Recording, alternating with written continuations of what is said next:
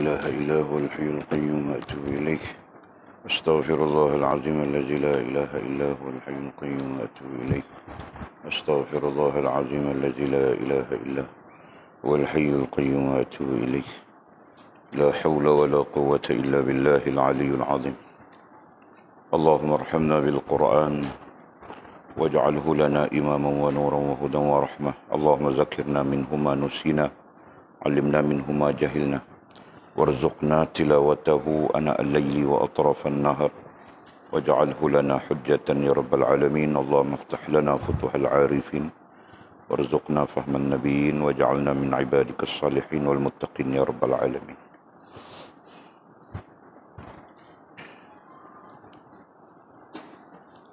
بسم الله الرحمن الرحيم. قال مصنف رحمه الله تعالى: نفعنا الله بعلومه وبكتابه في الدارين، اللهم آمين يا رب العالمين. وبعد، قال: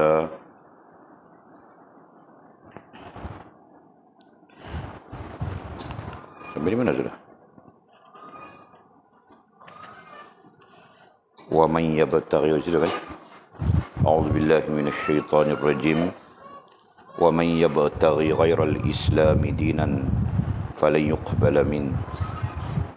Artinya, barang siapa yang mencari dan suka agama yang lain selain agama Islam, maka sekali-kali tidak akan diterima, yakni agama itu daripadanya. Surah Ali Imran ayat 85. Seseorang yang redha akan agama Islam, lazimnya ia mengerjakan suruhan dan arahan Allah Subhanahu wa taala serta menjauhi segala larangannya, menyuruh melakukan perbuatan yang ma'ruf dan menegah yang mungkar. Amat murka dan benci kepada orang yang melakukan perbuatan yang dilarang oleh Allah Subhanahu wa taala dan Rasulnya, yang membuktikan kesempurnaan Islam. Sabda Nabi sallallahu alaihi wasallam. Sabda Nabi sallallahu alaihi wasallam itu juga menjelaskan bahawa orang yang redha dengan Nabi Muhammad sallallahu alaihi wasallam itu sebagai nabinya, lazimnya ia begitu suka dan gemar mencontohi perbuatan dan perlakuan Rasulullah sallallahu alaihi wasallam itu. Tidak gemar akan dunia, amat menyayangi orang fakir miskin serta memaafkan seseorang yang melakukan kesalahan kepadanya. Lantaran perlakuan tersebut adalah amalan peribadi Rasulullah sallallahu alaihi wasallam. Seseorang yang redha kepada Allah Subhanahu wa taala sebagai Tuhannya, pasti dia menyerahkan hal ehwalnya kepadanya dengan meninggalkan tadbir dan ikhtiar bagi nafsunya. Seseorang yang redha dengan agama Islam, mengambil dan mengamalkannya.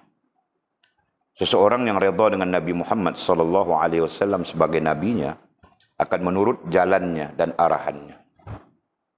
Oleh sebab itu, tidak sempurna seseorang itu kecuali apa yang disebut tadi ada padanya. Ini kerana mustahil seseorang yang redha kepada Allah Subhanahu wa taala sebagai Tuhannya, tidak redha kepada agama Islam, dan tidak redha dengan Nabi Muhammad sallallahu alaihi wasallam sebagai nabinya. Ini kerana kesemuanya itu sudah lazim berhimpun ke atas dirinya. Kemudian kata musannif, maqam yaqin. Okey, kita sambung lagi perbincangan kita merujuk kepada kitab kita Tanwirul Qulub ni, dan susunan baru ini diletakkan topiknya iaitu keredaan kepada agama Islam dan Nabi Muhammad sallallahu alaihi wasallam. Dan kita telah pun berbincang terkait dengan ayat Allah Subhanahu wa taala surah Ali Imran ayat 19. Perbincangan kita lebih menjurus kepada kaedah tafsir. Ya, cuma boleh dikaitkan dengan tafsir ayat-ayat akidah, kan? Apalagi kita berbincang kemarin dulu kita berbincang berdasarkan kepada kaedah tauhid, ya. Nah, kita memasukkan dalam perbincangan ilmu tasawuf kita berdasarkan kepada kaedah tauhid. Nah itu. Mudah-mudahan Allah Subhanahu wa taala melimpahkan rahmat kepada kita pada memahami agama, ya, pada memahami bukan saja dari sudut pengertian, tapi jauh sampai kepada sudut falsafahnya. Okey. Sudah pun kita berbincang bahawa agama itu bukan makhluk. Nah, itu satu hal yang perlu menjadi pegangan kita, ya. Agama bukan makhluk, artinya agama bukan ciptaan, bukan diciptakan. Seperti mana Allah menciptakan makhluk-makhluk yang lain. Allah menciptakan makhluk-makhluk yang lain. Ya, kita bincang sudah langit, arash, kursi, 7 petala langit. Dan di bawah 7 petala langit itu adalah makhluk-makhluk yang begitu banyak. Yang kita kenal, yang kita tidak kenal. Ya. Semuanya bernaung di bawah 7 petala langit Allah Subhanahu wa taala. Ya. Kemudian yang lain berada di planet-planet yang juga makhluk Allah Subhanahu wa taala. Ya kan? Nah, itu semua kita berbincang. Jadi agama ternyata tidak boleh dibariskan, tidak boleh diletakkan sebagai makhluk. Nah, itu jelas. Ya kan? Nah, kerana itulah para ulama berbincang tentang perkataan di sisi ainda. Nah, kita maknakan secara jelas sisi itu adalah sisi Allah Subhanahu wa taala. Sisi adalah di sisi Allah Subhanahu wa taala. Nah, kemudian kita sabitkan dengan sifat dan perbuatan Allah Subhanahu wa taala. Ya. Nah. Jadi persoalan yang kita timbulkan pada hari lalu adalah persoalan itu dibangkitkan oleh Lina tentang Nur Muhammad itu kan. Nah, kita sudah memberi penjelasan pendek bahawa ketika agama itu diberikan kepada manusia, nah ketika itulah dinamakan dengan Islam. Ya. Ketika Allah Subhanahu wa taala menganugerahkan agama itu kepada manusia. Nah, manusia yang pertama adalah Nabi Allah Adam alaihissalam. Nah, ketika itu diberi nama Islam. Sebelum dianugerahkan kepada manusia, maka agama itu dinamakan dengan Nur Muhammad. Nah, itu perkataan yang kita mula berbincang, ya. Nur Muhammad.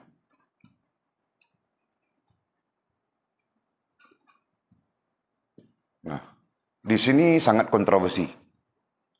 Perkataan Nur Muhammad ini sangat kontroversi.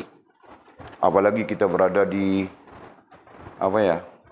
kita berada di kalangan kelompok-kelompok manusia yang sangat menyalahi kesepakatan para ulama, yang sangat menyalahi ulama, kelompok-kelompok Wahabi ini kan.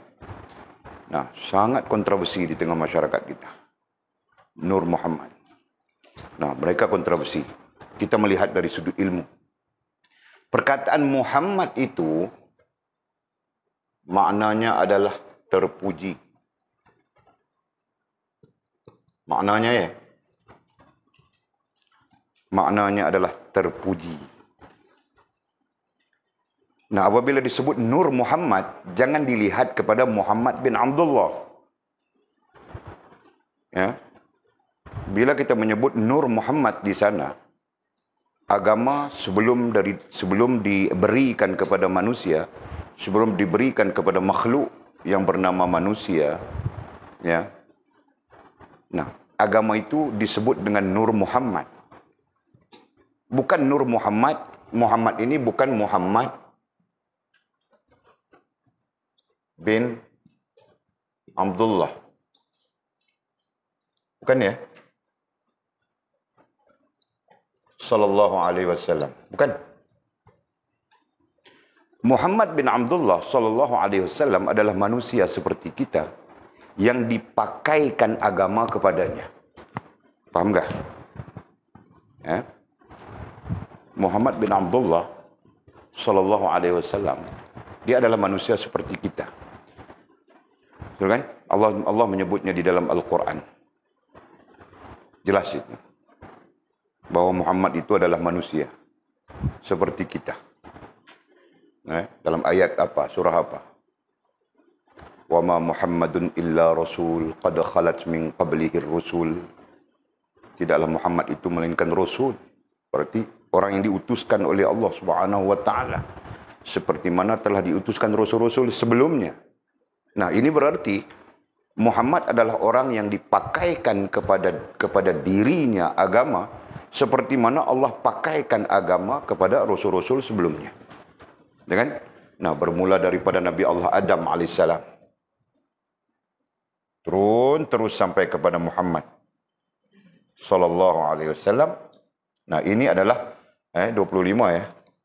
25 rasul-rasul, nabi rasul yang Allah Subhanahu wa taala pakaikan kepada mereka agama. Jelas ya? Nah, kemudian nabi rasul inilah yang mengajar manusia untuk memakaikan agama pada diri. Ya, kasih faham istilahnya. Kau fahami mi? Allah pakaikan kepada mereka agama. Kemudian mereka mengajar manusia bagaimana untuk memakai agama pada diri. Faham tak? Nah, disebabkan tabiat makhluk yang namanya manusia, yang namanya jin ini berbeza dengan makhluk-makhluk yang lain. Ya, nah kalau tumbuh-tumbuhan itu, Allah SWT pakaikan terus saja. Jelas ya? Makhluk-makhluk yang tidak berakal, Allah SWT pakaikan terus saja agama itu kepada diri mereka. Faham tak? Nah, kerbau, kambing, haiwan. Nah, Allah SWT pakaikan terus saja agama itu dalam diri mereka. Nah, sebab itu kambing tidak pernah mau menikah dengan lembu. Betul kan? Kambing tidak pernah mau menikah dengan itik kita. Walaupun itik kita ramai anak darah di situ semua. Janda pun ada sudah. Itik kita. Betul kan? Nah, yang tidak bertelur itu janda sudah. Okey? Nah, mereka berada di dalam peraturan yang dipakaikan oleh Allah Subhanahu wa taala secara fitrah kepada mereka. Faham tak? Nah, kecuali manusia dan jin. Kerana manusia dan jin itu diberikan oleh Allah Subhanahu wa taala akal. Nah, kerana itulah manusia diberi pilihan, diberi khiyar. Ya. Manusia dan jin diberi khiyar. Istilahnya khiyar ya. Khiyar artinya pilihan. Ya, pilihan ada dua. Baik. Nah, kita pakai istilah asalnya. Hak atau batil. Nah, inilah pilihan yang diberikan oleh Allah SWT kepada manusia dan jin. Nah, jadi sepanjang kehidupan, manusia akan memilih yang hak atau yang batil. Mereka yang memilih yang hak, akan mendapat kebaikan-kebaikan daripada pilihan mereka itu. Ya, sementara yang memilih batil, mereka juga akan mendapat keburukan-keburukan daripada pilihan mereka itu. Jelas ya, Jul? Nah, begitu. Dan ini adalah sunnatullah.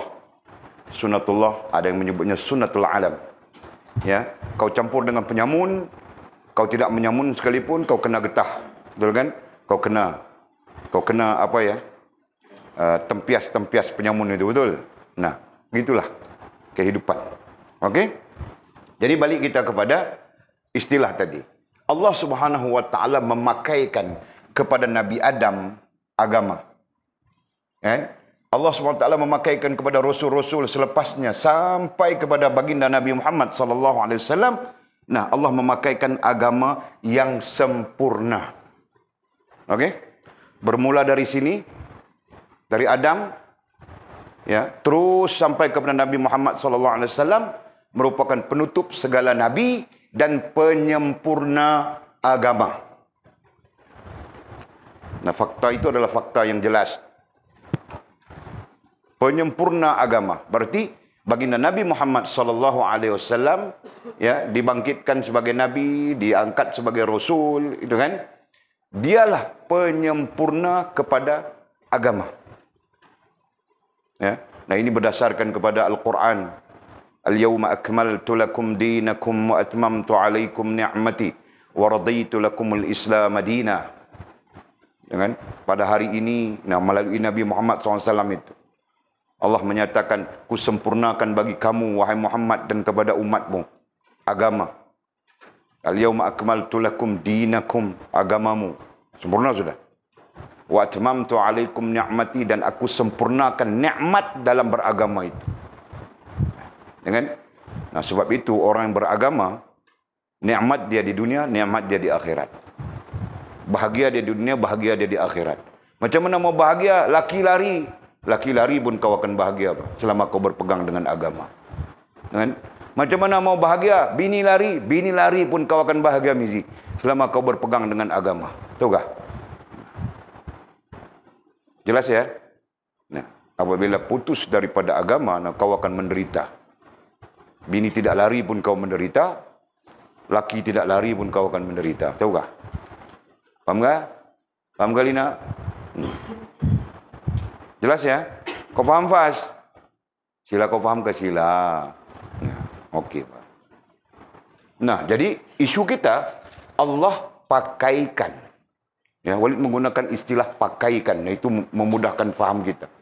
Allah pakaikan agama ya, kepada Nabi Allah Adam alaihissalam. Kemudian turun lagi Nabi yang lain, turun lagi Nabi, turun. Last adalah Nabi Muhammad SAW. Nah, Allah pakaikan agama yang sempurna kepada baginda Nabi SAW. Ya, baginda Nabi di sini ialah Muhammad bin Abdullah SAW. Nah, sekarang kita bercakap tentang Nur Muhammad. Jadi Nur Muhammad itu adalah agama sebelum daripada diberikan kepada manusia yang namanya Nabi Allah Adam alaihissalam. Nah, jadi boleh saja kita menyebut agama sebelum daripada diberikan kepada manusia, ya, diberikan kepada arash, diberikan kepada kursi, diberikan kepada 7 petala langit, diberikan kepada makhluk-makhluk yang duduk, yang bernaung di bawah 7 petala langit, planet itu, ini, bintang dan sebagainya, ya. Termasuk apa saja yang di dalam planet-planet itu, kecuali manusia dan jin. Nah, itulah Nur Muhammad. Agama itu namanya Nur Muhammad. Yang kita sebut, yang kita tulis ini, tulis sudah. Nah, agama itu namanya Nur Muhammad. Nah, jadi jangan dilihat Muhammad itu sisi nama, sisi nama seorang manusia, bukan. Muhammad itu dengan makna ini. Nur Muhammad itu dengan makna ini, paham tak? Nah, kita terjemahkan saja. Nur kita terjemahkan dengan cahaya. Tidak ada istilah lain yang boleh kita terjemahkan. Walaupun nur itu sendiri pada pemahaman kita adalah cahaya yang tidak ada limit. Cahaya yang tidak ada limitasi. Ya kan? Padahal cahaya itu sendiri ada limitasi. Nah, nur adalah cahaya, disebut nur sebagai cahaya yang tidak ada limitasi. Terang benderang seperti matahari. Nah, datang matahari, kau duduk di mana pun nampak, kan? Nah, begitu. Faham tak? Okey. Jadi, jika kita tidak mau menyebut Nur Muhammad, nah, kita sebut saja cahaya terpuji. Nah, agama sebelum diberikan kepada manusia, ada yang lain menyebut agama di alam langit, ada yang mengatakan begitu. Ya. Ada yang mengatakan agama di alam langit. Nah, disebut dengan Nur Muhammad. Atau disebut dengan cahaya terpuji. Kan? Cahaya, ya, cahaya. Atau, ya. Nah, itu terjemahannya. Nah, kenapa? Apa dalil yang kita setuju untuk mengatakan bahawa agama di alam langit disebut sebagai Nur Muhammad, atau terjemahannya cahaya terpuji? Nah, Allah menyebutnya di dalam Al-Quran. Afaman yashrah sadrahu lil Islam fahuwa nurun min rabbih. Sesiapa yang diterangi hatinya dengan Islam, maka dia mendapat nur daripada Tuhannya. Nah, nur apa yang dia dapat? Nur ini. Faham tak? Fahuwa nurun. Nah, Allah menyebut nur itu. Afaman yashrah sadrahu lil Islam Sesiapa yang Allah Subhanahu wa taala terangi hatinya dengan Islam, nah ada tafsirannya terangi hati. Tapi kita tidak menafsirkan itu. Ya. Sesiapa yang Allah Subhanahu wa taala terangi hatinya dengan Islam, bahasa lain yang Allah Subhanahu wa taala menerangi hati dengan Islam berarti mengikut agama, mentaati perintah Allah Subhanahu wa taala, ya. Pada keseluruhannya adalah mengikut agama, maka fahuwa nurun, maka dia mendapat nur. Nah, nur itu terjemah sudah nur min rabbih, daripada Tuhannya. Nur daripada Tuhan itu apa? Nur daripada Tuhan itulah yang disebut cahaya terpuji. Paham kah? Nah, Walid bercakap semula kena Walid sebut sudah. Kita menyebutnya sudah Nur Muhammad kemarin dulu kan. Nah, ini hari Walid sebut supaya kita tidak keliru. Nah, penerimaan ini adalah penerimaan yang muktamad. Mungkin kita bincang lagi tambahan-tambahan saja. Nah, itulah dia.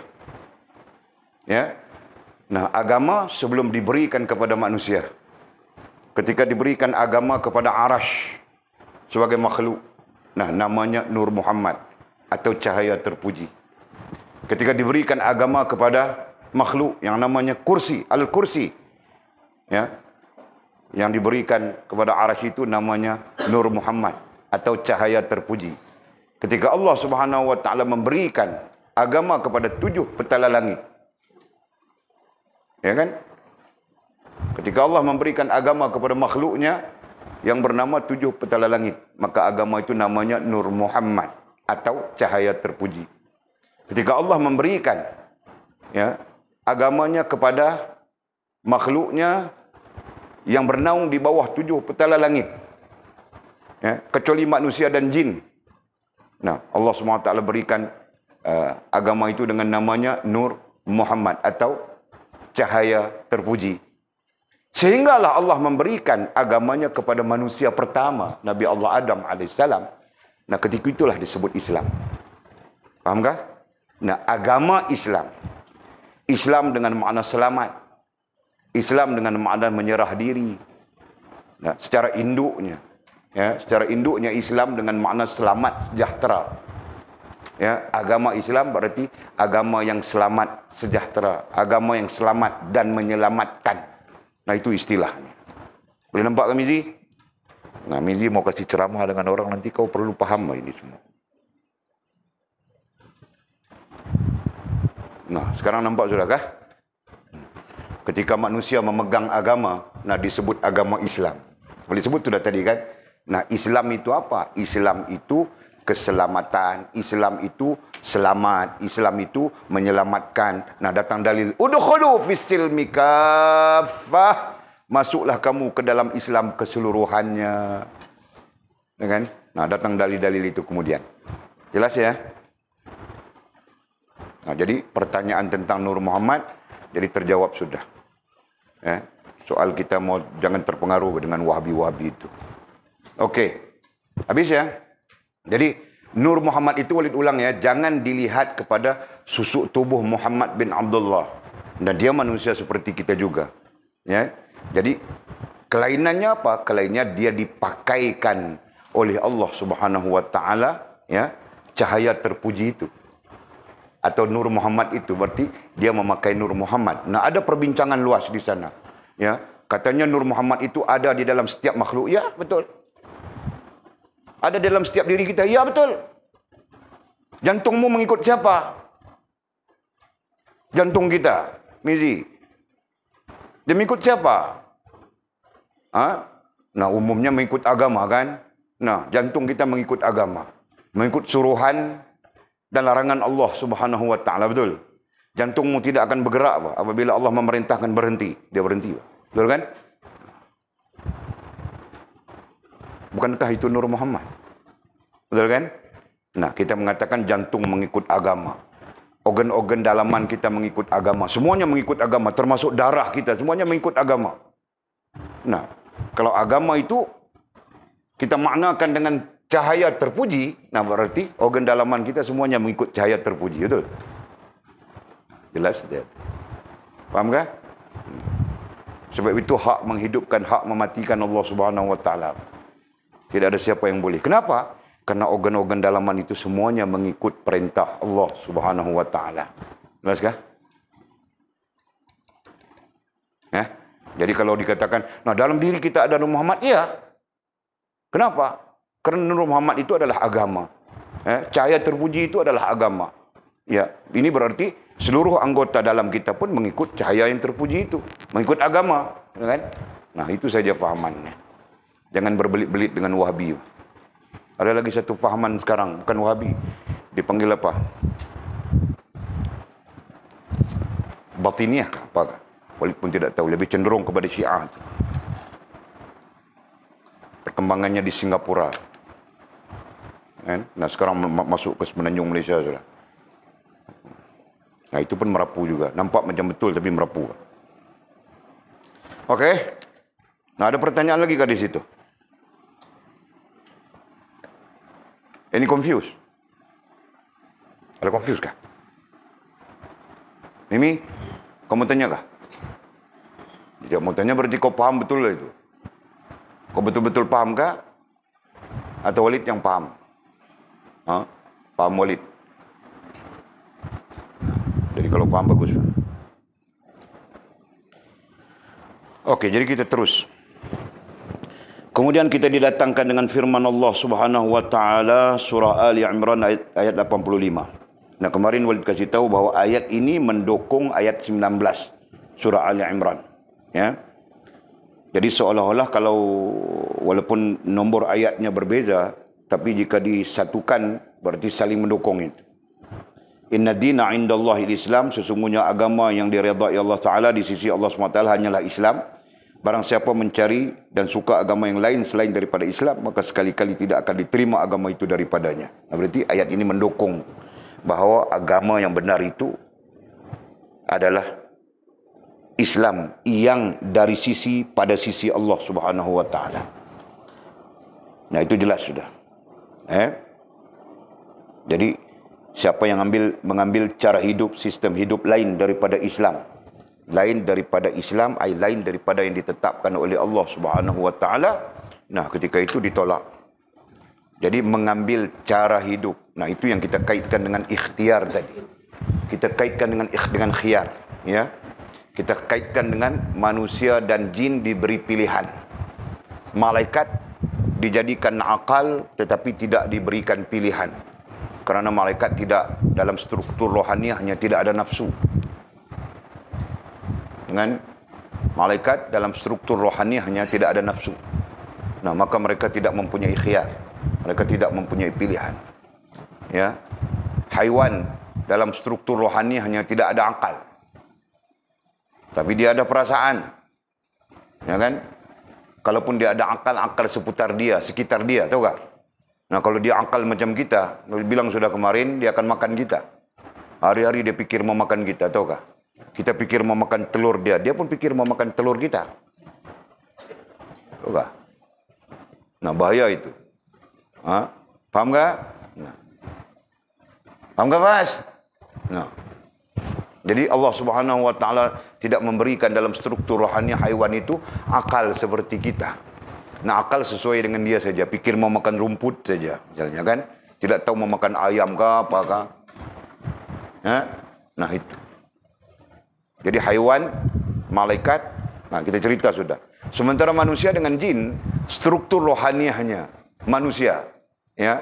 Struktur rohaniahnya manusia 7. Manakala struktur rohaniahnya jin, bangsa jin 6. Berarti lebihnya manusia 1. Nah, kira rantau, apa yang lebihnya manusia?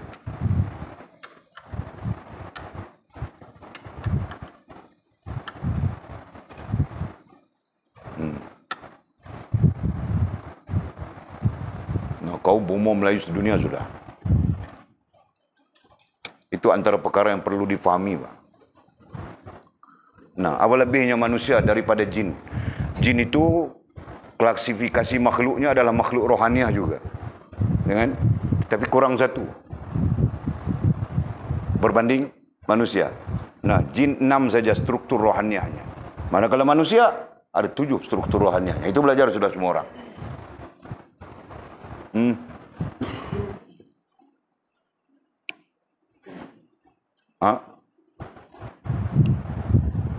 Nah, kau ambil masa yang panjang baru rugi. Jin tidak ada sukma, Pak. Paham tak? Jin tidak ada sukma. Dia setakat yang keenam saja, nafsu. Nah, dia tidak ada sukma. Nah, manusia lebihnya sukma itu. Jelaskah? Atau kau ada soalan, jawapan lain? Nah, kau mau dengar jawapan lain kau itu apa?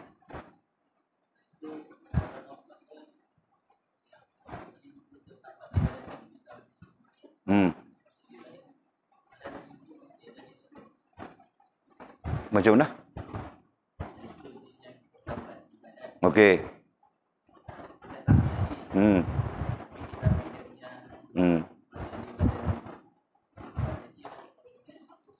Bukan. Nah, kau perlu belajar itu cerita lain, Wah. Tempat lain kau perlu belajar. Orang-orang ni mana boleh dengar kau ni. Yang kau betul kau cerita tentang kita ambil dari badan orang ni jin masuk kepada orang lain, tapi dia masih ada di badan. Itu bukan sukmanya. Karena jin tidak ada sukma. Paham tak? Jelas ya? Nah, setakat kita beginilah kita belajar setakat itu. Jangan lebih-lebih. Nanti pening kita semua. Okey. Jadi untuk makhluk yang namanya manusia dengan jin, ya, kerana struktur kerohaniannya itu hampir sama, berbeza satu mungkin dalam hal sukma, tapi akalnya sama, ya, hatinya sama, sir alaminya sama, sir nafsinya sama, nafsunya sama. Nah, kerana itu Allah Subhanahu wa taala memberikan kepada manusia dan jin itu khiyar. Ya, memberikan kepada manusia itu khiyar. Khiyar artinya pilihan. Jadi kita cuma ada dua pilihan. Itu yang diajar oleh Allah Subhanahu wa taala di dalam Al-Quran. Satu namanya hak. Ya, satu lagi namanya batil. Nah, itu saja pilihan kita. Ya, kita tidak ada lebih ya. Nah, kau memilih yang hak atau kau memilih yang batil, atau kau mencampur adukkan di antara yang hak dengan yang batil. Nah, tentang mencampur adukkan di antara yang hak dengan yang batil, Allah Subhanahu wa taala menegur kita di dalam Al-Quran. Ya, selalu saja kita baca al-haqqu wala talbisul haqqa bil batil wa taktumul haqq. Jangan kamu campur adukkan dalam hidupmu antara yang hak dengan batil. Wa taktumul haqq, nescaya binasalah yang hak itu, hilanglah yang hak itu. Ya kan? Nah, tadi pusing-pusing jumpa semua yang kita belajar sudah. Okey. Habis sudah tentang itu. Jadi jangan kita bawa dalam hidup kita sesuatu yang tidak diajar, yang tidak ada di dalam Islam. Dalam fahaman ahli sunnah wal jamaah ya.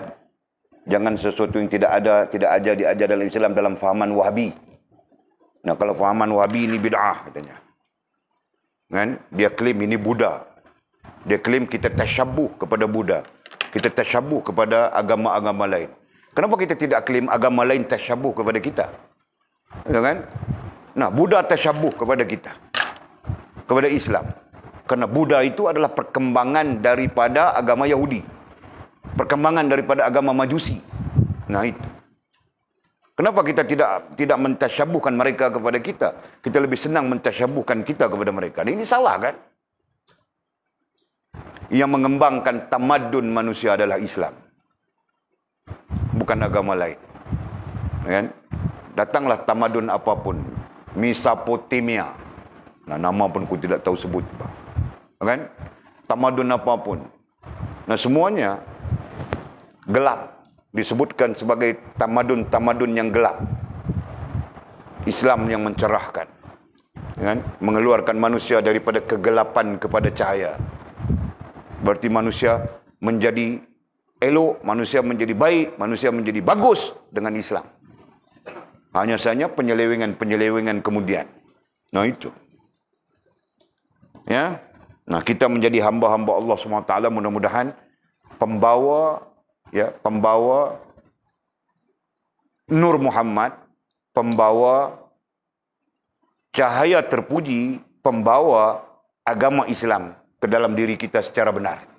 Ya, mudah-mudahan secara hak, bukan batil, atau tidak mencampur adukkan di antara yang hak dengan yang batil. Jelas kah? Nah, mudah-mudahan. Okey. Kemudian kata musannif, seseorang yang redha akan agama Islam. Seseorang yang redha, nah kita belajar sudah konsep redha ya. Seseorang yang redha akan agama Islam, lazimnya ia mengerjakan suruhan dan arahan Allah Subhanahu wa taala serta menjauhi segala larangannya. Nah, kalau betul ya kita redha, yang sisi lain para ulama mengatakan tanda ya. Ada para ulama yang mengatakan tanda kita redha kepada Islam sebagai agama kita ya. Apa tandanya? Lazimnya ia.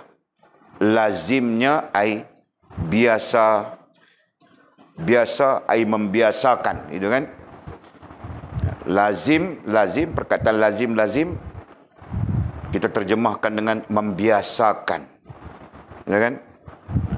Lazimnya ia ai biasanya ia mengerjakan suruhan dan arahan Allah Subhanahu wa taala. Nah, kalau betul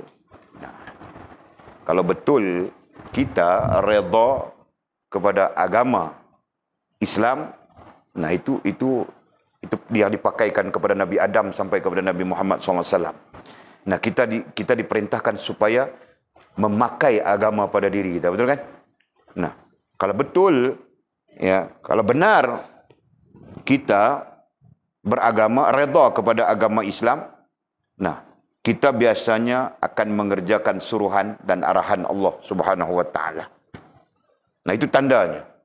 Sebab itu boleh sebut tadi, sisi lain para ulama menggunakan istilah tanda seseorang itu redha kepada agama Islam. Nah, dia melaksanakan suruhan dan menjauhi meninggalkan larangan Allah Subhanahu wa taala.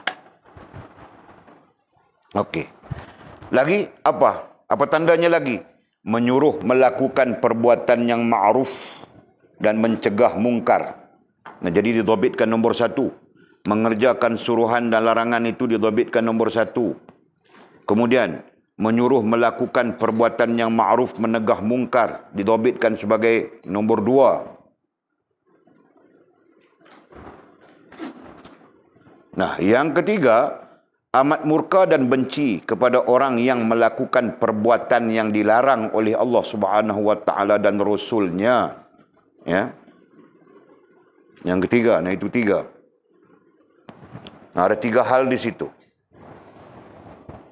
Amat murka dan benci kepada orang yang melakukan perbuatan yang dilarang oleh Allah Subhanahu wa taala dan Rasul-Nya.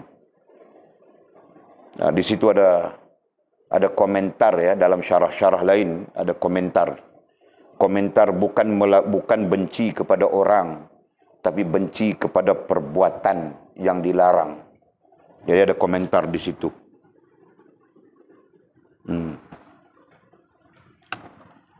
Supaya kita tidak tersilap fakta, nah kita perbetulkan. Jadi ada 3 hal, ada 3 perkara tanda sebagai kita redha kepada Islam itu sebagai agama bagi kita. Islam itu sebagai sistem hidup kita, Islam itu sebagai cara hidup kita. Ya. Tanda kita redha ya. Kerana kita tergolong dalam orang yang perlu mengambil agama dan pakaikan kepada diri kita, betul? Nah, kita bukan tergolong dalam orang yang Allah pakaikan agama kepada mereka. Faham tak? Nah, kalau kita tergolong dalam, nah kalau itu salah sudah. Kerana Nabi SAW, Nabi terakhirlah Nabi Muhammad SAW. Tidak ada Nabi selepasnya. Nabi terakhir adalah Nabi Muhammad SAW. Tidak ada Nabi selepas Nabi Muhammad SAW. Nah, dari Adam sampai kepada Nabi Muhammad SAW, mereka adalah golongan yang dipakaikan agama kepada mereka. Ya, dan akhirnya mereka menjadi role model. Ya kan? Mereka menjadi contoh, mereka menjadi teladan kepada umat untuk diikuti. Ya, hal itu disebutkan dalam Al-Quran tentang Nabi kita Muhammad sallallahu alaihi wasallam, ya, sebagai uswatun hasanah, sebagai contoh, sebagai teladan. Nah, kenapa kita diarahkan supaya mencontohi baginda Nabi kita Muhammad SAW? Nah, kerana dia dipakaikan agama. Faham kah? Nah, begitulah nabi-nabi, rasul-rasul yang lain. Itu kita sebut sudah tadi. Okey? Nah, jadi tanda redanya kita kepada agama Islam berarti kita mengambil agama itu dipakaikan kepada diri. Faham kah? Kita mengambil agama itu dan dipakaikan kepada diri kita. Nah, mengambil agama dan dipakaikan kepada diri kita dilihat pada 3 sisi. Nah, itu berdasarkan kepada kitab kita juga ini. Dilihat kepada 3 sisi. Sisi yang pertama disebutkan di sana tadi. Sisi yang pertama mengerjakan suruhan, meninggalkan larangan. Sisi yang kedua menyuruh, mengajak orang lain, menyuruh atau mengajak melakukan perbuatan yang ma'ruf dan mencegah, menegah kemungkaran. Nah, itu sisi yang kedua. Dan sisi yang ketiga, murka, benci, meluat, tidak suka kepada perbuatan-perbuatan yang dilarang oleh Allah Subhanahu wa taala dan Rasul. Nah, itu 3 sisi pandang. Ya. 3 sisi pandang untuk memahamkan kita bagaimana redha kepada agama itu. Nah, kita susun.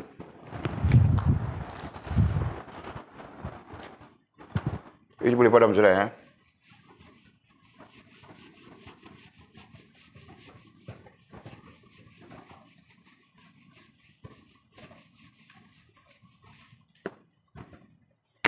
Tanda orang yang redha kepada agama Islam. Nah, kadang-kadang kita tidak sebut agama kan? Kita sebut tanda orang yang redha kepada Islam. Tanda orang yang redha Islam sebagai agama. Nah, macam-macam versi ayatnya. Ya kan? Tanda orang yang redha Islam sebagai agamanya. Tanda orang yang redha kepada agama Islam. Nah, itu versi ayat. Terserah kita kan? Nah, jadi kita gunakan teks ini. Tanda orang yang redha kepada Islam, kepada agama Islam. Nah, terbalik sudah. Tanda orang yang redha kepada Islam sebagai, nah ini ayat ini lebih bagus, sebagai agamanya. Nah, kan? Nah, satu melaksanakan suruhan dan meninggalkan larangan Allah Subhanahu wa taala. Ya. Nah, yang kedua mengajak kepada ma'ruf, ya.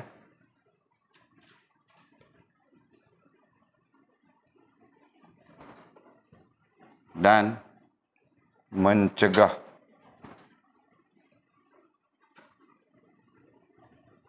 mungkar.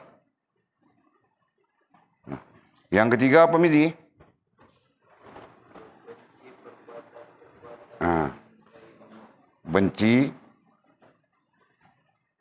Benci apa yang dibenci oleh Allah dan Rasul. Nah, begitu ayat kita singkat.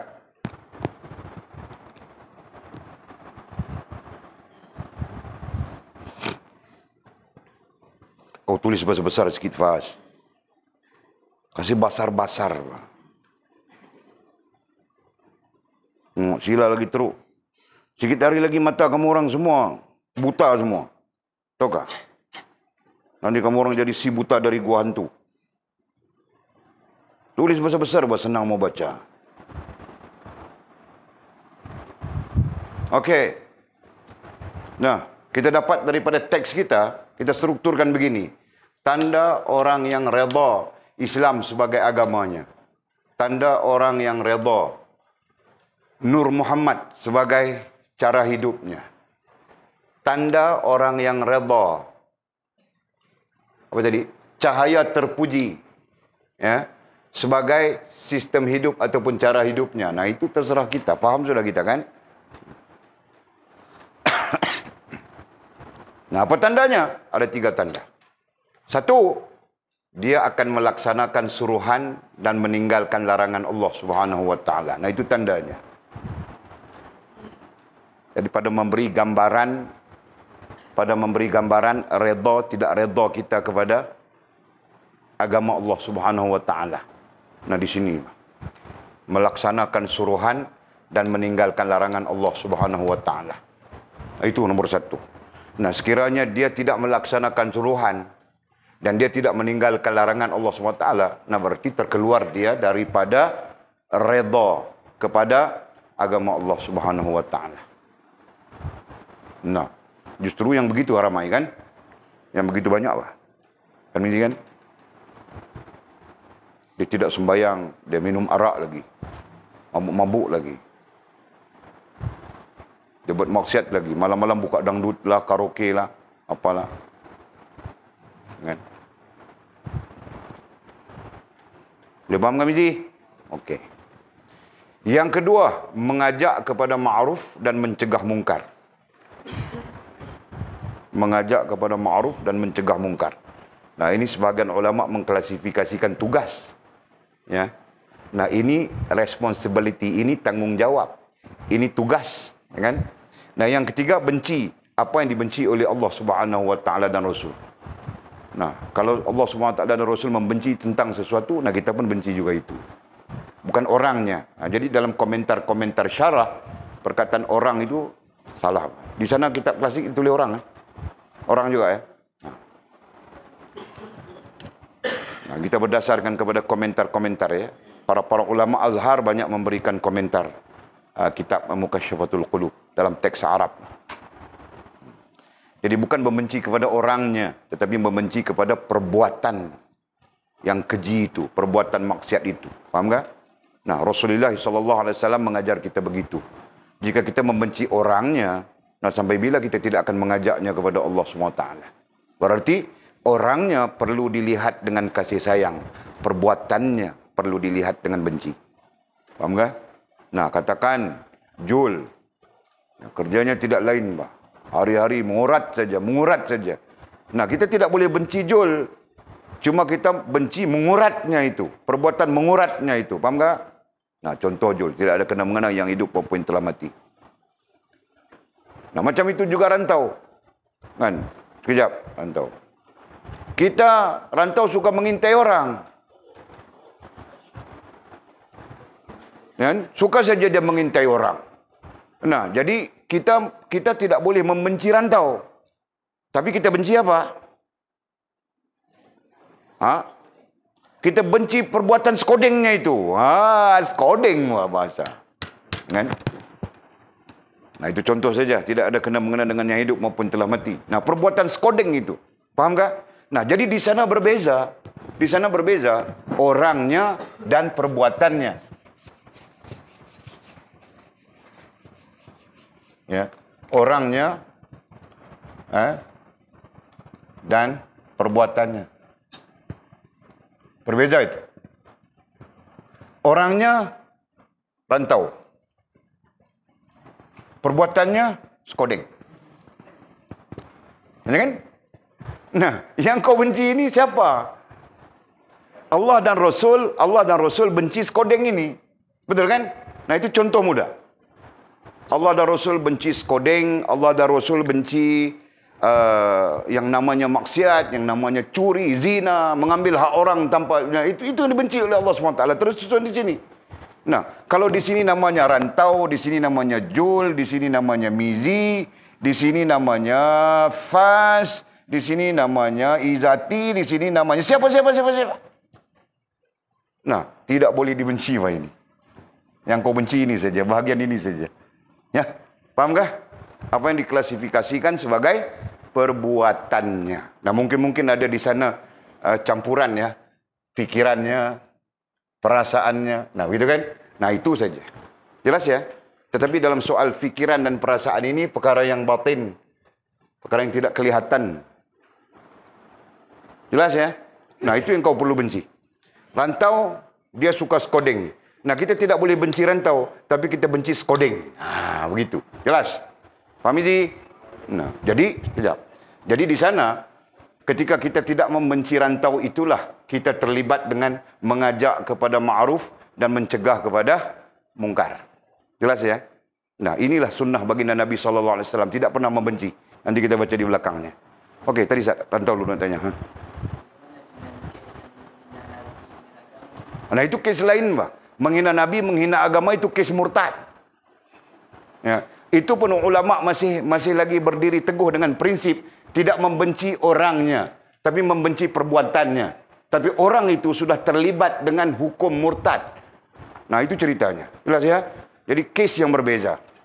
Sama sajalah orang itu berzina. Jadi dia dihukum sebat 100 rotan. Nah, kau tidak mau sebat dia sebab kau sayang pada dia. Jadi mana mungkin begitu? Jelas kan? Jadi kalau kau, jangan kita sebat dia, kita perlu kasih sayang kepada dia. Nah, itu sama dengan Siti Kasim punya pemikiran. Dengan, tak tahu ke Siti Kasim? Tahu kan? Nah, yang rambut perang-perang itu. Siti Kasim. Sebab tidak cantik, kalau dia cantik, aku mau ajak dia masuk Islam. Okey. Okey, terus, Haji.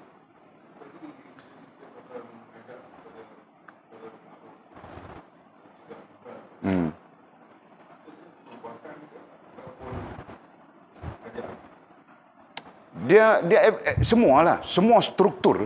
Kalau kita katakan, kita belajar daripada awal, manusia ni dia tak lari daripada 3 struktur. Akal, hati, tingkah laku. Jadi semua ni terbabit ni. Jadi okey. Itu sebahagian daripada pencegahan lah. Sebahagian dari hal-hal pencegahan. Benda tu dia dalam konteks kita yang dipertikaikan. Benda tu sebenarnya wujud dalam dunia Islam, memang benda tu wujud. Contohnya pada zaman-zaman sahabat-sahabat ada badan hizbah dipanggil. Yang kerjanya pergi tengok ya. Oh, hamba masyarakat no. Prak tangkap. Dia memang ada. Ya kan? Cuma bila mai dalam wakil kita, dalam keadaan kita, kau ni pertikai. Wahabi kata mana boleh pergi duduk mengendap-mengendap, itu sudah mencari aib. Dia berdalilkan dengan dalil ni. Kan? Jadi kawan ni begini, kawan tu begitu, kawan ni begini. Jadi isu tu dilihat sebagai tak payah buat apa, biar pergi, nak buat maksiat biar pergi, akhirnya jadi macam tu. Ya kan? Itu je lah. Jadi fakta itu fakta agama itu adalah pasti, adalah tepat. Tapi kemudianlah manusia mula menggelongkan dia, jadi tak tentu hala habis. Fakta dia beginilah, mengajak kepada ma'ruf, mencegah mungkar. Itu fakta dia.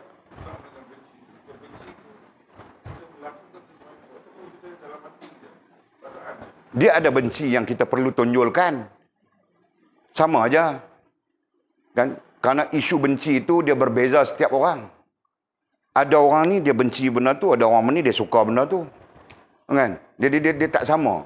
Jadi di situ dia berdasarkan kepada pertimbangan. Kalau kita ambil kaedah fiqh dakwah, jadi dia berdasarkan kepada pertimbangan kita.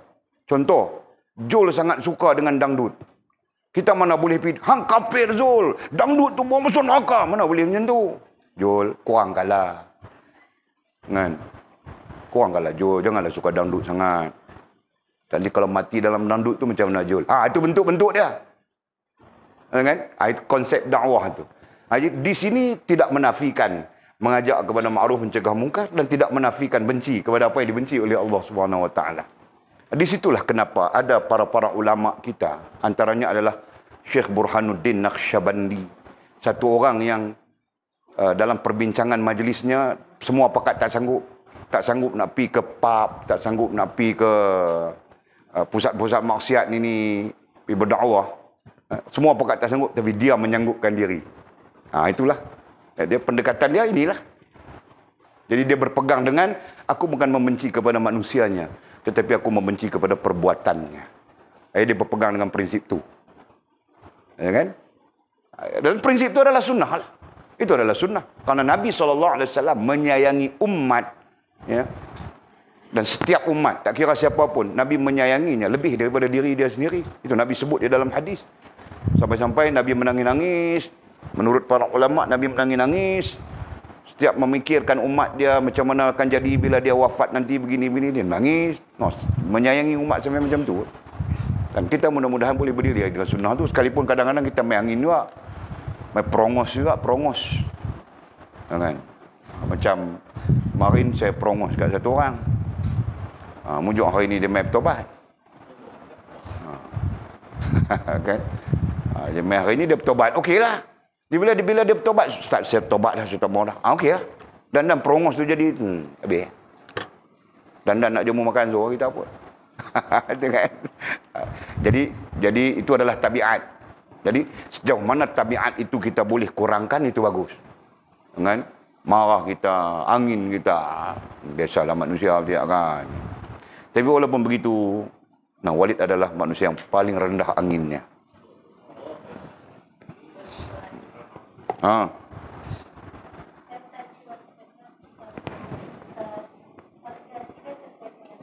Kau tanya apa? Kau kasih kuat sikit lah. Suara kau macam si apa itu? Ella. Okey. Kau tanya apa? Kau jangan tanya Mimi. Mimi itu suaranya lagi teruk.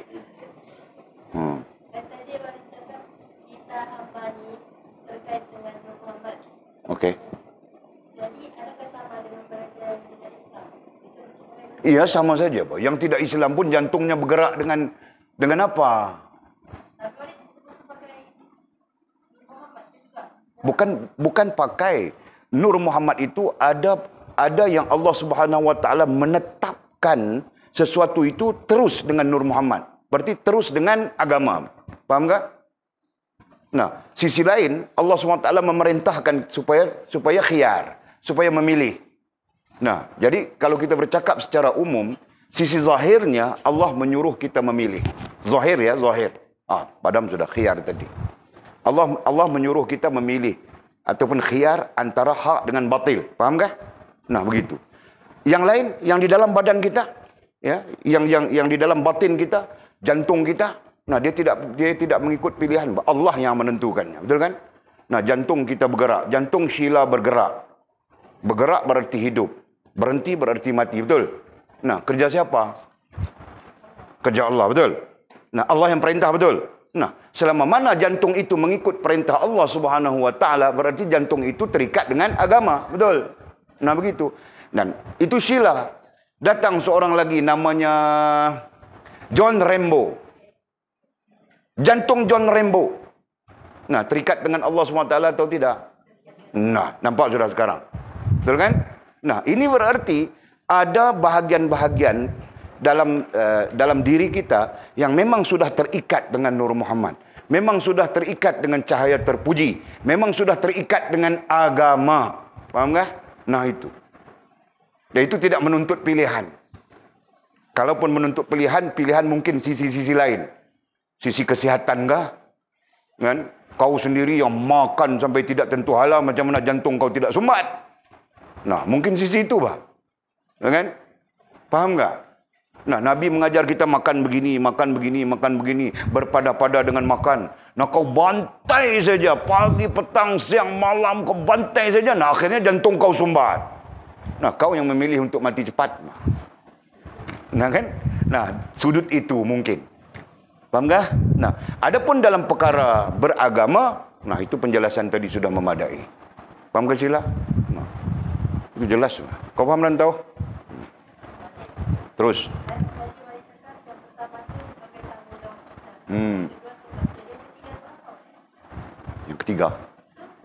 Yang ketiga itu benci. Itu adab dalam hidup, bah. Itu adab dalam hidup kita. Kita perlu benci apa yang dibenci oleh Allah Subhanahu Wa Taala. Mana boleh kita suka sesuatu yang dibenci oleh Allah Subhanahu Wa Taala dan Rasul? Allah benci dangdut, kita suka dangdut, bah. Macam mana tu? Jangan. Allah benci karaoke, Allah suka zikir. Dan Allah benci karaoke. Kita suka karaoke, benci zikir. Macam mana tu? Itu pertanyaan-pertanyaan yang mudah saja, kan? Allah suka kita bersalawat kepada Nabi-Nya. Sampai-sampai Allah memerintahkan, menyuruh kita bersalawat kepada Nabi-Nya. Betul kan? Nah, kita bukan suka salawat, suka nyanyi. Nyanyi saja. Nyanyi lagu pun lagu mendayu-dayu saja. Lagu putus cinta semuanya. Ada kan? Ha? Nah. Nanti kau bilang, macam mana mau salawat Walid dalam bilik air? Ya betul, janganlah kau salawat dalam bilik air. Kan? Kau jangan menyanyi pun dalam bilik air, begitu kan? Nah, ini kau nyanyi-nyanyi saja. Bilang tempat syaitan memang bagus menyanyi. Siapa yang ajar? Nah, selesai sudah sila? Okey. Nah, jadi pada keseluruhan ini, ya, pada keseluruhan ini ya, yang kita sebutkan ini, kau lihat saja di dalam akronim Islam. Alif Sin Lam Alif Mim ya. Nah, tengok saja. Nah, semua perkara ini ada di situ semuanya. Ya kan?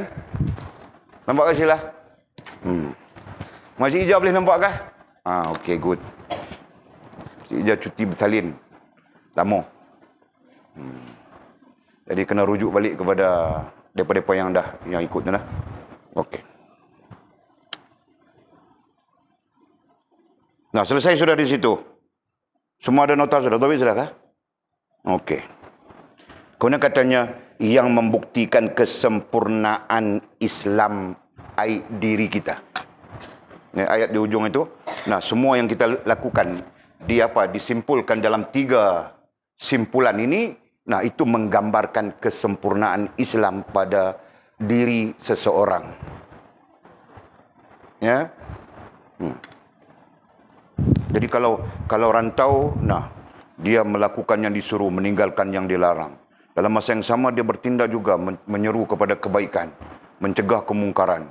Dia tidak zikir dia seorang-seorang dalam gua itu. Dia seorang saja mau masuk surga. Lain biar dia orang mampus masuk neraka. Aku seorang mau masuk surga. Dalam gua itu dia. Dia bukan begitu, Pak. Kan?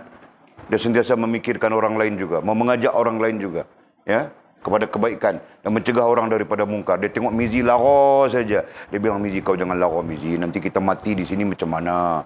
Nah, begitu, Pak, antaranya. Contohnya kan.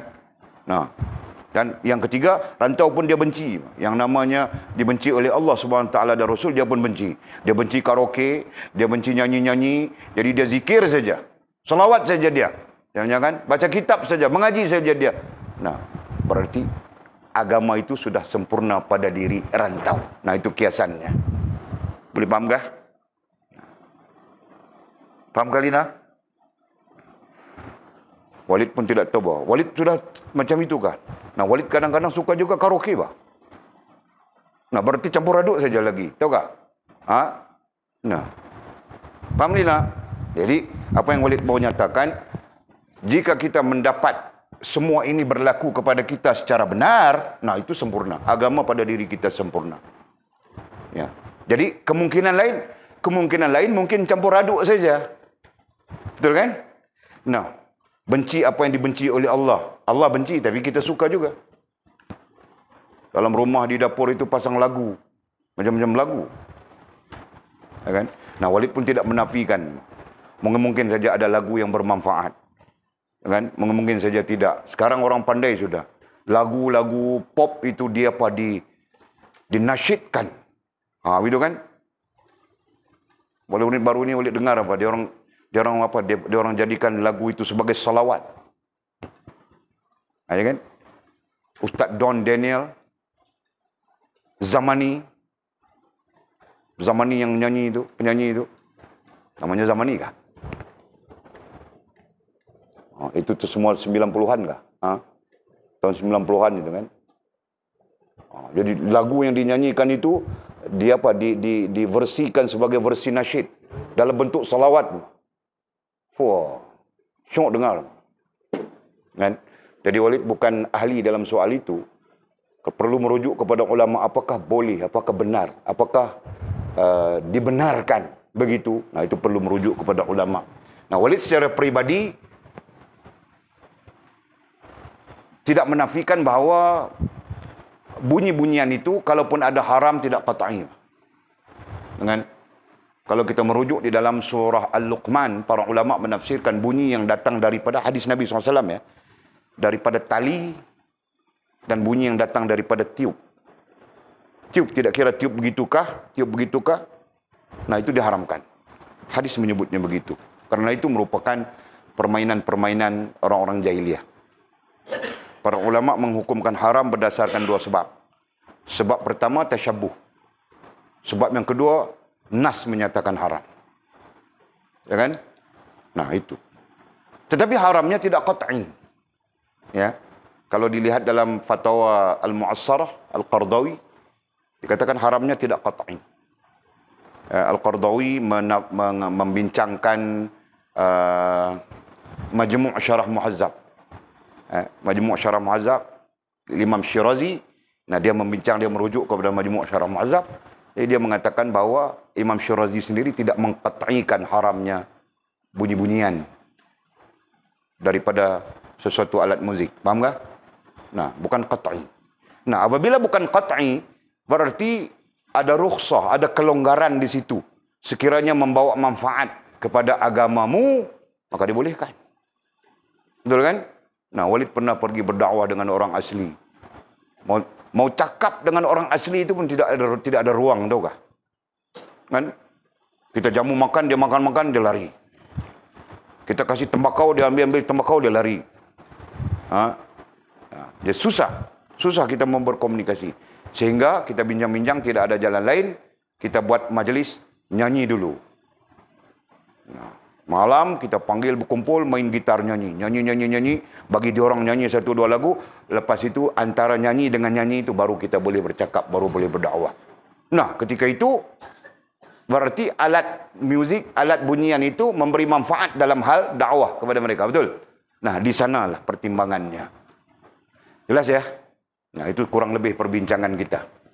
Nah, jadi apa yang boleh disebut terakhir tadi? Selesai sudah ya? Nah, inilah kesempurnaan sekurang-kurangnya ada pada kita. Nah, sebab itu kamu orang perlu belajar. Nanti mengajar. Kenapa? Karena mengajar itu adalah termasuk sudah di dalam menyeru kepada ma'ruf, mengajak kepada ma'ruf, mencegah kemungkaran. Ada sudah di situ. Ya. Nah, paling tidak kau mengajar isteri kau mesti yang pertama kah, yang kedua kah, yang ketiga kah, yang keempat kah? Nah, kau bilang anakku pun kau mau buat nambah berapa anakku?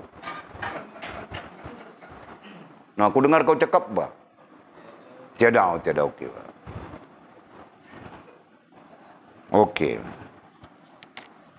Kau berani saja Hamizi, ya. Okey. Sabda Nabi SAW itu juga. Nah, sabda Nabi SAW, sabda yang mana? Nah, letakkan rujukannya pada muka surat 9. Zaqa ta'mal iman man radhiya billahi rabba wa bil islami dina wa bi Muhammadin sallallahu alaihi wasallam nabiyya. Nah, hadis itu. Jadi dirujukkan kepada muka surat 9. Sabda Nabi SAW itu juga, sabda Nabi SAW rujuk muka surat 9. Nah, begitu. Sabda Nabi SAW itu juga menjelaskan bahawa orang yang redha dengan Nabi Muhammad SAW itu sebagai nabinya. Nah, tadi redha dengan Islam sebagai agama, betul kan? Nah, sekarang redha dengan Nabi, gitu. Ya, redha dengan Muhammad bin Abdullah sallallahu alaihi wasallam itu sebagai nabinya, lazimnya. Nah, sama saja. Ya, tafsiran, terjemahan, penjelasan, pencerahan sama saja. Lazimnya, biasanya ia begitu suka dan gemar mencontohi perbuatan dan perlakuan Rasulullah sallallahu alaihi wasallam itu. Ya. Lazimnya, biasanya. Nah, itu tanda orang itu redha kepada Nabi Muhammad sallallahu alaihi wasallam sebagai nabinya. Nah, kita mau tulis tidak muat sudah, penuh sudah. Ya, jadi kita quotekan saja. Ada berapa di situ? Nah, jadi kalau ikut komanya itu ada 1, 2, 3 juga. Nah, ini struktur kitab kita. Nanti kita jumpa kitab lain mungkin banyak lagi. Nah, jadi tanda ya, tanda orang yang redha dengan baginda Nabi Muhammad sallallahu alaihi wasallam itu sebagai nabinya, ya, sebagai nabinya. Nabi itu apa? Nabi itu siapa? Bukan siapa, apa? Nabi itu apa pada pandangan kita? Jul, aku mau tanya kau Jul, Bang Jul. Kau mau menikah sudah, nanti itu tidak selesai mana boleh, Pak. Nabi itu sebagai apa? Nah, wasilah. Pandai Bang Jul. Boleh menikah sudah tu. Kau betul-betul Bang Jul. Kami cari duit kasih kau, bah. Kami kutip derma seorang RM3 untuk mahar. Kalau kau mau makan gajah, kau beli sendiri, bah. Okey. Jadi Nabi di situ adalah wasilah, ya. Nah, itu Walid kirakan itu adalah pemahaman paling dasar. Ya.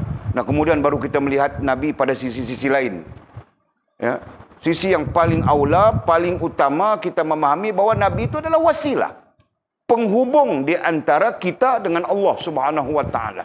Tanpa Nabi itu, kita tidak akan sampai ke hadarat Allah Subhanahu wa taala. Sampai dengan makna apa, Mizi? Nah, sampai dengan makna diterima diri kita oleh Allah Subhanahu wa taala. Berarti tanpa Nabi itu Allah tidak akan menerima diri kita. Nah, begitu saja. Tanpa melalui Nabi itu, tanpa melalui wasilah itu, nah, kita tidak akan diterima oleh Allah Subhanahu wa taala. Sekalipun kau punya serban besar bakul.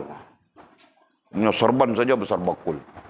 Ekornya saja tambat pokok asam, tambat sana boleh jalan atas ekor serban kau.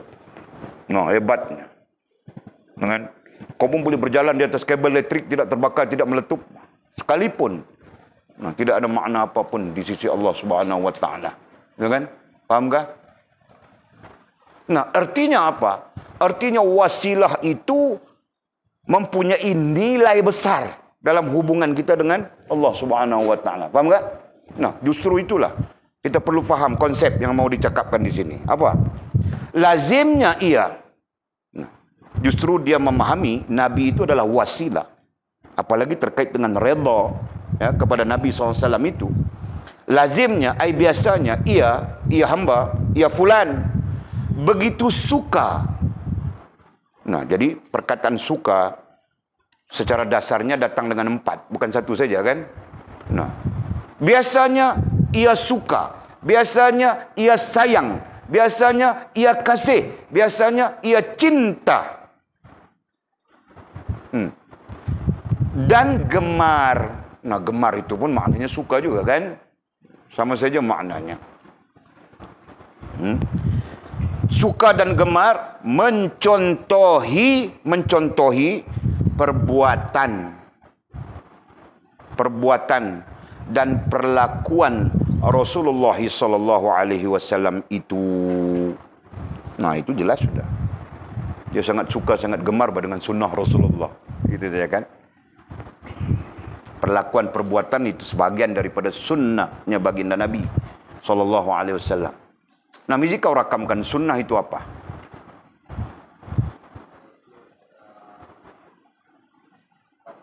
Apa?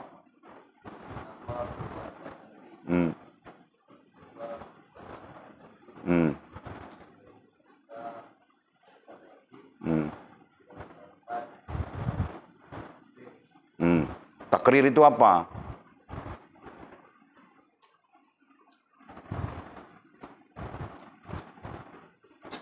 Nah, kau jangan cakap aku tidak ajar. Ku ajar sudah. Semua ku ajar sudah nih.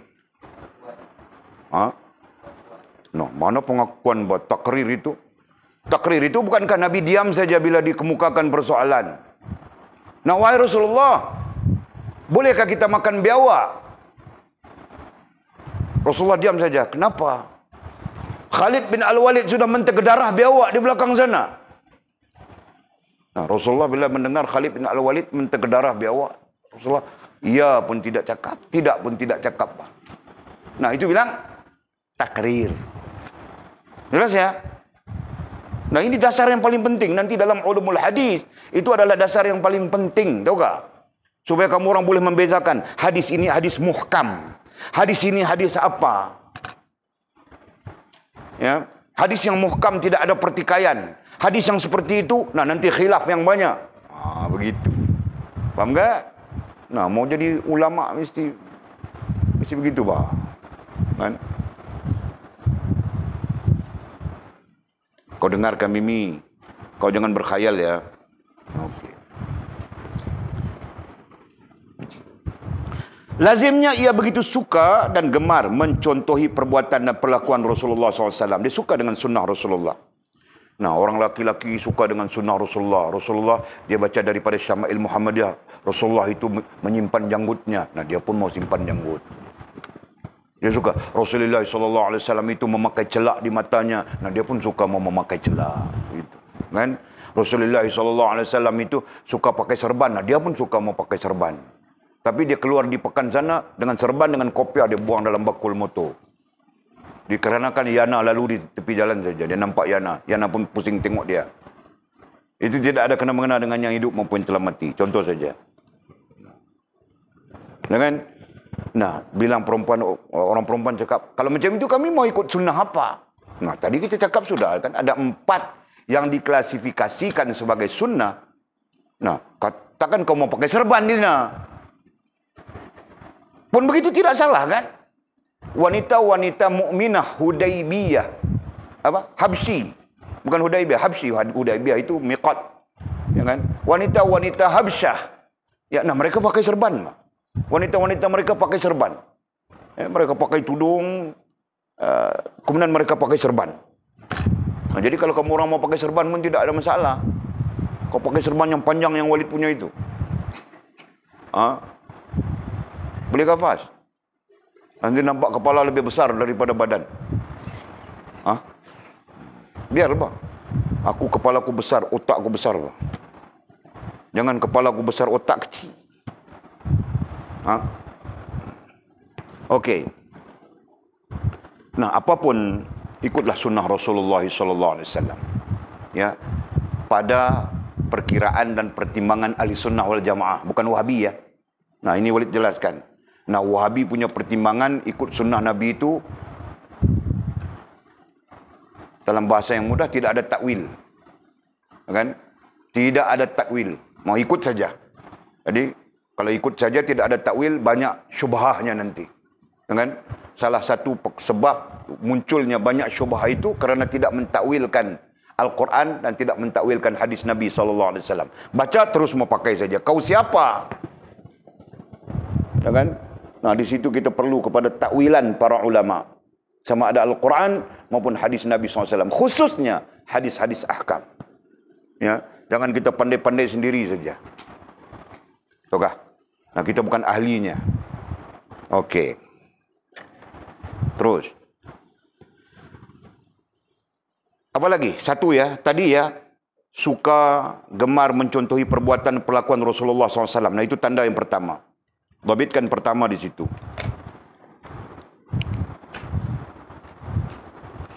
Nah, tanda yang kedua, tidak gemar akan dunia. Nah, itu tanda yang kedua. Tidak gemar akan dunia. Maksudnya, tidak gemar dengan sesuatu yang tidak menghubungkannya dengan Allah Subhanahu wa taala. Ya. Adapun aktivitinya sama saja. Mungkin berbeza zaman Rasulullah, berbeza dengan zaman kita. Mungkin begitu kan? Dari sudut aktiviti, tapi dari sudut tujuan nah sama saja. Ya, Rasulullah SAW sangat tidak gemar dengan tujuan dunia. Tujuan dunia artinya tujuan sesuatu yang tidak menghubungkan kita dengan Allah Subhanahu Wa Taala. Ya, jadi sebaliknya Rasulullah SAW sangat gemar, sangat suka dengan sesuatu yang tujuannya Allah Subhanahu Wa Taala. Karena itulah ketika ada orang datang membawa makanan kepada Rasulullah, wahai Rasulullah, ini makanan kami masak khas untukmu. Nah, Rasulullah akan ambil sedikit dan Rasulullah akan memberikannya kepada para sahabat. Sampai-sampai orang yang memberikan makanan itu lain macam mukanya. Ya, dia mau kasih makanan itu hanya untuk Rasulullah. Ya kan? Tetapi ternyata Rasulullah cuma ambil sedikit makan, yang lain diberikan kepada orang lain. Nah, Rasulullah menyadari bah, muka orang itu berubah sudah. Lalu Rasulullah SAW mengatakan, wahai, siapa namanya? Lupa. Ya. Kau mau sedikit daripada pahala kebaikan atau kau mau kebaikan yang banyak pada sisi Tuhanmu? Maka jawabnya sudah tentu aku mau yang banyak pada sisi Tuhanku. Maka kata Rasulullah SAW, saksikanlah, ya, aku menjadikan kebaikanmu banyak di sisi Tuhanmu. Nah, maksudnya aku beri orang lain makan itu, ya. Nah, itu memberi kebaikan yang banyak pada sisi Tuhanmu. Nah, baru orang itu senyum-senyum dia. Faham tak? Nah, jelas ya? Nah, itu sebahagian daripada maksud tidak gemar kepada dunia. Ya. Jadi Rasulullah SAW menjadikan itu adalah sesuatu yang menghubungkan manusia dengan Allah Subhanahu Wa Taala. Jadi Walid bilang sudah tadi, aktivitinya sama. Memasak sama saja. Orang dunia pun masak, orang akhirat pun masak. Ya. Jadi kita jangan sebut akhirat, kita sebut ahlillah di sini kan. Nah, orang yang dunia pun masak. Orang dunia sekarang kalau dia masak, dia rakam lagi, tahu kah? Dia masuk Facebook. Kena tumis bawang, bagi hangit dulu. Cerita dalam masak itu. Masuk Facebook. Bini orang banyak. Kebanyakannya bini orang kan. Tunjuk muka dia semua. Aku kalau bini aku macam itu, aku menikah lain depan-depan. Betul bah aku cakap. Aku tidak takut bini lah. Bini pun tidak takut dekat aku. Okey kan? Banyak begitu sekarang. Okey. Jadi Jadi masak itu boleh dihubungkan dengan Allah Subhanahu Wa Taala, betul? Nah, sekiranya dia masak, aku masak ini kerana Allah Subhanahu Wa Taala, ya, supaya terhubungku dengan Allah Subhanahu Wa Taala. Nah, supaya terzahir kebaikan daripadanya. Nah, ketika itu terhubung dengan Allah Subhanahu Wa Taala kan? Daripada kau masak mau tunjuk-tunjuk orang, mau cerita-cerita begitu begini. Nah, mungkin di sana ada kejujuran, ada keikhlasan. Mungkin tidak. Ya kan? Nah, apabila kau mau kasih tahu semua orang, berarti kau mendedahkan kebaikanmu. Nah, itu termasuk di dalam riya, termasuk di dalam ujub, termasuk di dalam sum'ah, sudah kan? Nah, itu contoh. Nah, kecuali dia mengajar murid-muridnya masak. Nah, ini namanya bunga lawang. Ini namanya bunga cengkeh. Tahukah? Tahu. Ini namanya halia. Ini namanya bawang putih. Ini namanya halba. Nah, itu dia mau mengajar anak muridnya kan. Nah, itu cerita lain. Faham tak? Belum buat peperiksaan dapur lagi, Pak. Nanti kita buat peperiksaan dapur, Buya. Soalannya, bunga lawang itu apa? Kita mau tengok, tahukah bunga lawang sudah anak-anak darah kita ini? Kira mau menikah saja, bunga lawang pun tidak tahu. Bunga cengkeh pun tidak tahu. Okey. Nah, Rasulullah SAW tidak gemar akan dunia. Nah, orang yang redha kepada baginda Nabi SAW nantinya dia pun tidak gemar dunia. Kan? Dia memancing lillahi rabbil alamin. Dia menjala lillahi rabbil alamin. Dia bercinta pun lillahi rabbil alamin, tahu kah? Nah, bukan salah bercinta kan? Yang salahnya orang yang terlibat dengan bercinta itu. Suka mau jadi hantu. Nah, itu saja kan? Dia bersahabat lillahi rabbil alamin. Dia belajar lillahi rabbil alamin. Dia itu, dia ini, dia apapun lillahi rabbil alamin. Nah, itu. Nah, termasuk dia memasak tadi lillahi rabbil alamin. Ya kan? Masya Allah. Yang kedua itu, belajar sudah kita semua orang ya. Yang ketiga, mana pen? Yang ketiga, amat menyayangi orang fakir, miskin. Komakan fakir ya. Karena fakir dengan miskin maknanya berbeza.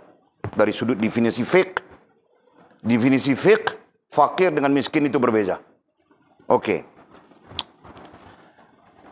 Di mana baginda Nabi SAW ya, amat menyayangi orang fakir, orang miskin. Nah, dia sangat sayang, Bang. Nah, kalau Walid ada di sisi baginda Nabi, mungkin saja Rasulullah sangat sayang pada Walid, sebab Walid miskin. Amin ya rabbal alamin. Nah, ya kan? Nah, aku miskin betul, Bang. Kau tanya Mizi, tadi aku minta duit minyak dari bini ku, Bang. Duit minyak kereta pun ku tidak ada, tahu tak? Ha. Miskin sampai begitu. Allah, ya Allah, kesian kan? Nah, kadang-kadang aku mau keluar mana-mana, minta RM20, minta RM10. Aku mana ada kerja? Tahu tak? Jadi mana mau ada duit? Kerja pun tiada. Okey. Nanti tanya Buya ya. Fakir apa definisinya, miskin apa definisinya, itu persoalan orang-orang fik, orang-orang syariah itu. Nah, itu orangnya. Nanti Ustaz Wan pun join kita, Ustaz Wan pun boleh juga. Nama nikah gitu, Ustaz Wan. Okey. Lagi apa? Nah, letakkan yang keempat ya, selepas serta. Letakkan yang keempat. Serta memaafkan seseorang yang melakukan kesalahan kepadanya. Nah, itu diletakkan nombor 4. Dari Rasulullah SAW antara lain adalah memaafkan seseorang yang melakukan kesalahan kepadanya. Sangat memaafkan. Ketika sahabat-sahabat tanya kepada baginda Nabi SAW, Rasulullah SAW memaafkan salah seorang ahli Badar, orang musyrikin ya. Siapa namanya? Namanya disebut dalam hadis. Mughirah. Mughirah bin apa? Ya, betul. Namanya Mughirah. Walid ingat Mughirah saja. Disebut dia dalam hadis. Ya. Mughirah ini salah seorang yang sangat membenci baginda Nabi SAW. Bahkan dialah yang bersekongkol dengan Abu Lahab, Abu Jahal, merancang bagaimana membunuh Nabi SAW. Hal ini diketahui oleh Nabi SAW melalui wahyu. Jadi Nabi tahu saja keterlibatan Mughirah ini. Bahkan Mughirah ini adalah seorang yang perancang terbesar. Ya. Nah, ketika Mughirah datang berjumpa dengan Nabi SAW, memohon maaf kesalahannya ketika dia sedar. Nah, Rasulullah SAW memaafkan dia. Sahabat di belakang geram saja. Rasulullah, wahai Rasulullah, izinkan ku cucu. Izinkan ku cucu. Nah, ada sahabat mau cucu pedang saja. Nah, Rasulullah, jangan. Tiba-tiba Rasulullah mengatakan, aku memaafkanmu. Jadi datang Mughirah itu untuk urusan perdagangan. Jadi Mughirah takut, ya, takut kepada Nabi. Nanti Nabi memerintahkan sahabat-sahabatnya bunuh si Mughirah. Nah, dia awal-awal datang berjumpa dengan Nabi, minta maaf begitu. Nabi memaafkan, walaupun musuh yang sangat besar, membunuh sahabat-sahabat di belakangnya, ramai, ya kan? Nah, itulah sikap baginda Nabi kita sallallahu alaihi wasallam, ya kan? Nah, hanya saja orang minta maaf, dia akan memaafkan. Nah, kalau kita payah, kan? Wallahu a'lam. Nah, mudah-mudahan kita pun jadi begitu juga. Walid tinggal masa sikit lagi. Ada mungkin 3-4 tahun lagi. Nah, aku belajar untuk memaafkan. InsyaAllah. Ya. Lantaran katanya terus. Lantaran perlakuan tersebut adalah amalan pribadi Rasulullah SAW. 4 perkara yang kita sebutkan tadi. Nah, itu semuanya pribadi. Itu semuanya karakter. Itu semuanya syakhsiyah baginda Nabi kita sallallahu alaihi wasallam. Semuanya ini terdapat di dalam Syama'il Muhammadiyah. Nah, tidak ingat Walid sampai di mana sudah kita, ya. Dalam hadis, dalam Syama'il Muhammadiyah, nah kita belajar sudah semua ini, ya, tentang semua ini. Tentang perbuatan perlakuan baginda Nabi, tentang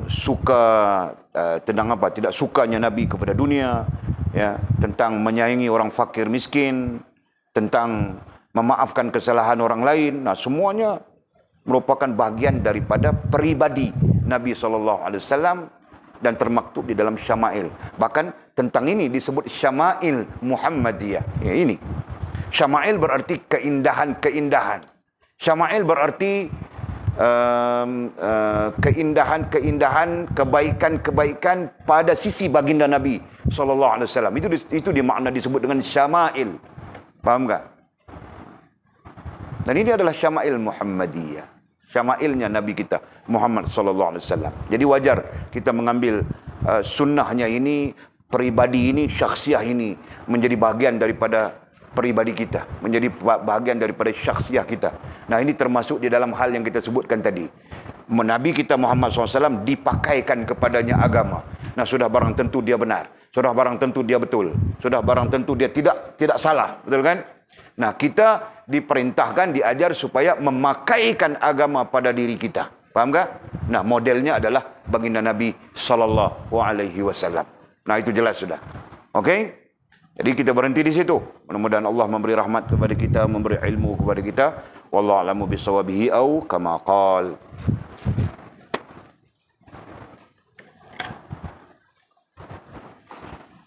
Okey, ada soalan kah?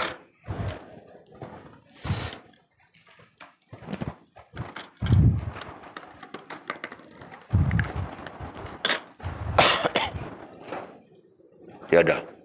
Okey, kalau tiada, dengar pengumumannya. Esok semua kita dijemput. Anak Walid jemput semua kita yang ada di dalam majlis ini ataupun warga pondok kita untuk datang menjamu selera di rumah dia orang. Walid tidak ada apa. Aku mau cakap macam mana mau cakap rumah aku kan? Tidak boleh kan? Rumah Walid nanti pondok kecil ujung itu saja. Pondok yang di ujung itu. Jadi pondok yang di ujung itu jangan kamu orang macam-macam ya. Itu pondokku tu. Jemput semua ya ke majlis Kenuri, makan tengah hari sempena Kenuri, sempena Walimatul Urus. Kecil-kecilan saja. Anak saya. Semua mak sekali nah di Bukit Bayu. Nombor rumah A43 Bukit Bayu. A42. Lupa rumah berlupa dah. A42 Bukit Bayu. Jadi kita mula makan tengah hari besok sampai petang kot, tak tahulah. Dia rasa tengah hari lah. Kan? Main makan tengah hari. Nah, jadi jemput semua. Semua sekali. Kau semua sekali lah. Semua.